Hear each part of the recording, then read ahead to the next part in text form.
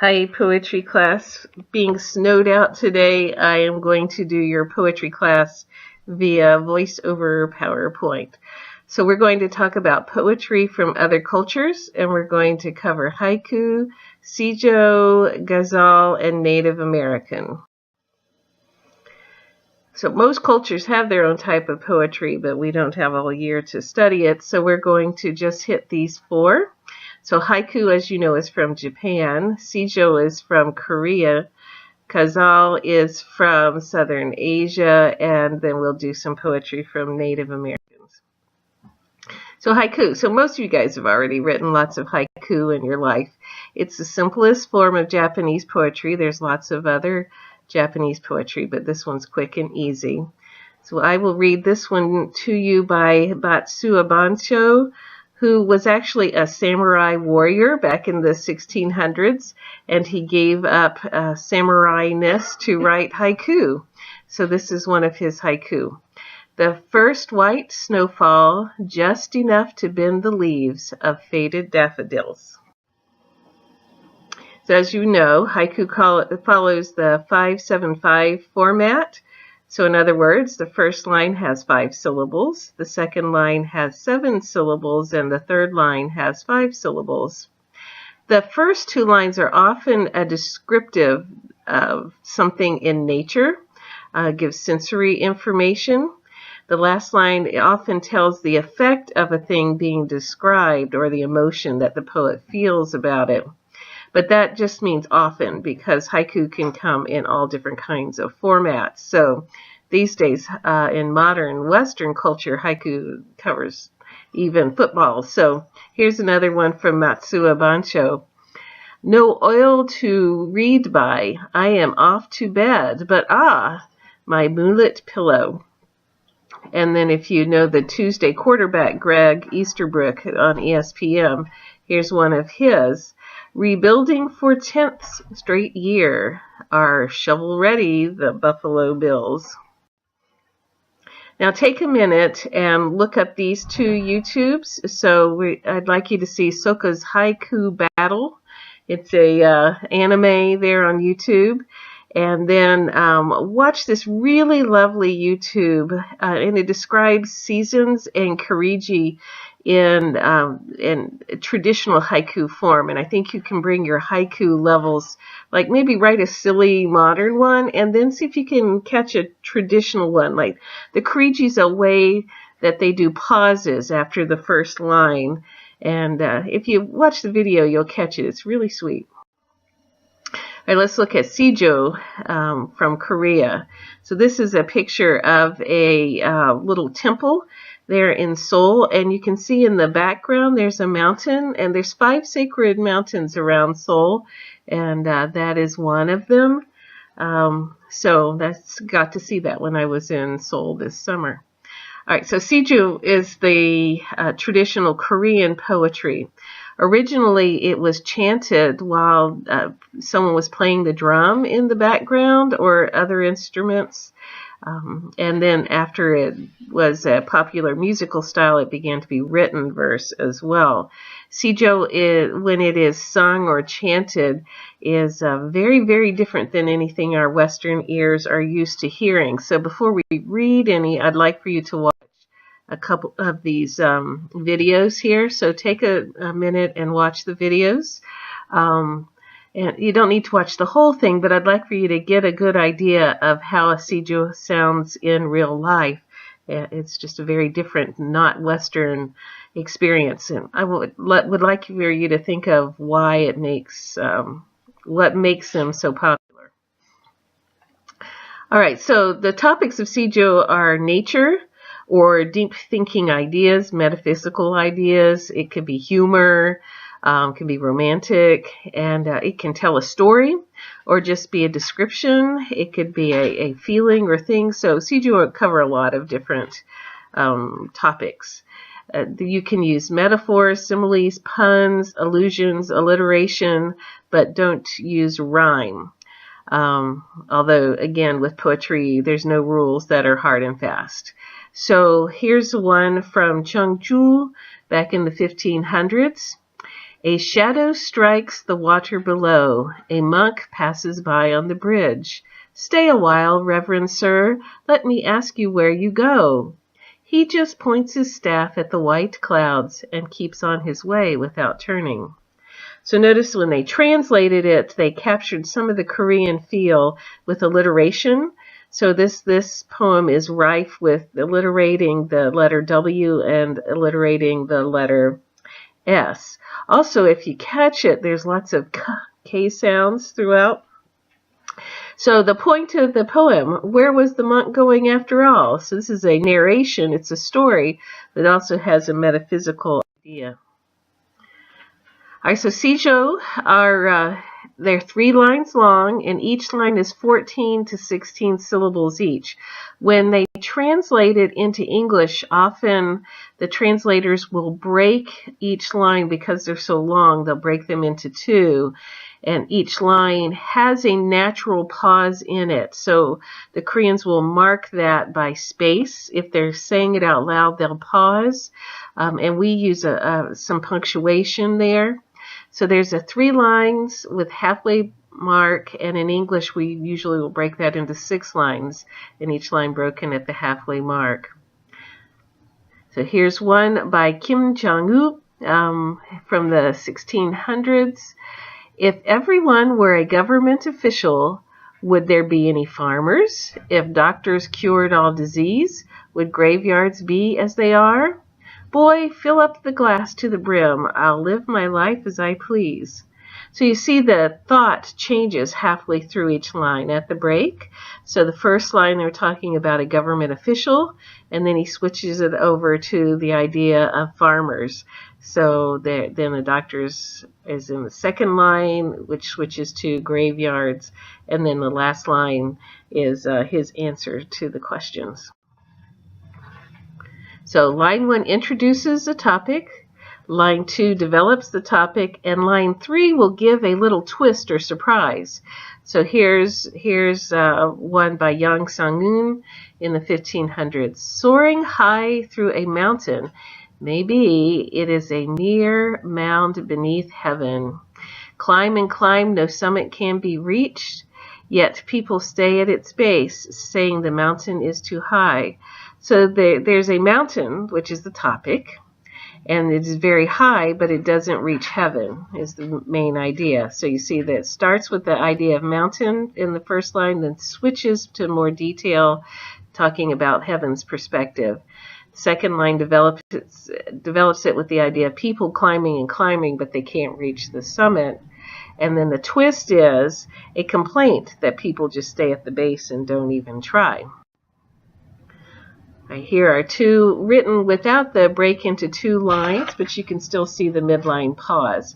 My horse neighs to leave here now, but you plead with me to stay. The sun is dripping behind the hill, and I have far to go. Dear one, instead of stopping me, why not hold back the setting sun? So that's by Anonymous. He wrote a lot of poems. The spring breeze melted snow on the hills, then quickly disappeared. I wish I could borrow it briefly to blow over my hair and melt away the aging frost forming now about my ears. That's by Utaik in 1200. Let's talk about ghazals, or you could pronounce it ghazal, and they're from Southern Asia, which I grew up calling the Middle East. Ghazal poetry was developed in the 900s in ancient Persia and spread all over the Middle East and Northern Africa. So it is like the most common form of poetry in the now Muslim world. It is enormously popular throughout India and the Middle East even today. And it's often sung, but it is also written. So take a couple of minutes and watch the most popular modern ghazal poet, Janjit. And so he's doing singing ghazal. All right, so ghazal themes are often about learning to live with pain or loss. It could be mystical or religious ideas. They could talk about love or nature, and some of them are humorous. One of the most famous ancient ghazal poets was Rumi, and if you look him up on the internet, you can see lots of his poetry, which is almost impossible to translate in ghazal form into English. So often it doesn't look like ghazal. Rumi he was a Muslim way back in the early days of that faith, and he has some very interesting ideas that are useful for even those that are not of that faith. So here's a poem from Rumi. I am going to read it to you, and you do not have to understand anything that it's talking about, but I want you to catch on to the rhyme pattern, because the rhyme pattern, instead of being Western rhyme, it simply repeats a phrase or a word. So here is his Ghazal 3:14. You who are not kept anxiously awake for love's sake, sleep on. In restless search for that river we hurry along. You whose heart such anxiety has not disturbed, sleep on. Love's place is out beyond the many separate sects. Since you love choosing and excluding, sleep on. Love's dawn cup is our sunrise, his dusk our supper. You whose longing is for sweets and whose passion is for supper, sleep on. In search of the philosopher's stone, we are melting like copper. You whose philosopher's stone is cushion and pillow, sleep on. I have abandoned hope for my brain and head. You who wish for a clear head and fresh brain, sleep on. I have torn speech like a tattered robe and let words go. You who are still dressed in your clothes, sleep on. All right, so as you notice, ghazals have 5 or more stanzas of couplets, so they come in couplets, and they follow a strict AA, BA, CA, DA, EA form. The A rhyme is exactly the same word or phrase. So here, this is a modern ghazal called Spirit Soar. Listening peacefully to Bach, I soar. Above the clouds is a hawk, I soar. Lying on the forest mossy floor, listening to nature's talk, I soar. Watching geese fly south on core, majestically beautiful flock, I soar. Knowing life has so much in store, answering its every knock, I soar. I hear nature call and I open the door, making sure that with every breath I soar. So you can see there's the soar is or the I soar actually, is the A rhyme throughout this. And the first couplet has an AA, both lines end in I soar. And then each second line in the couplets all end in I soar. Then the rest of the words do not need to rhyme at all, although this poet chose to rhyme those, but that was not necessary. The individual couplets are not necessarily like a flowing theme. They just take different perspectives of the same idea. So in the last couplet in every ghazal, you'll notice that the author will refer to himself or herself by name or give themselves a pen name. So it ends with a reference to themselves then. So here's Mrs. Tillman's Snow Ghazal. No classes today because of snow. The world outside is covered with snow. Birds feast at the feeder in the ground below. Trees and bushes are caked with snow. Sky is gray and a blur with white. Breeze lugs large lazy flakes of snow. Del Dot stays home and warm and says stays home and warm in your house because we really don't feel like plowing the snow. Meanwhile, in a farmhouse all snug and smart, Mrs. Tillman is writing a ghazal about snow. All right. Now let's talk a little bit about Native American poetry prayers. So in formal moments or events like prayers or speeches or tribal gatherings, traditional speakers were very poetic. Indians traditionally are minimalist in words. They don't chatter. And so when they speak about something important, they try to sound very poetic. So rhyme and rhythm are not what is important. What's important are the words and the images. So it's imagery and the sound of the words. Just historically, this is a Cherokee prayer, and the Cherokees' faith before the Christians came was so similar to Christianity that when missionaries first came, the Cherokees were quick to convert. So one of the names that they called the Great Spirit God was Jehovah.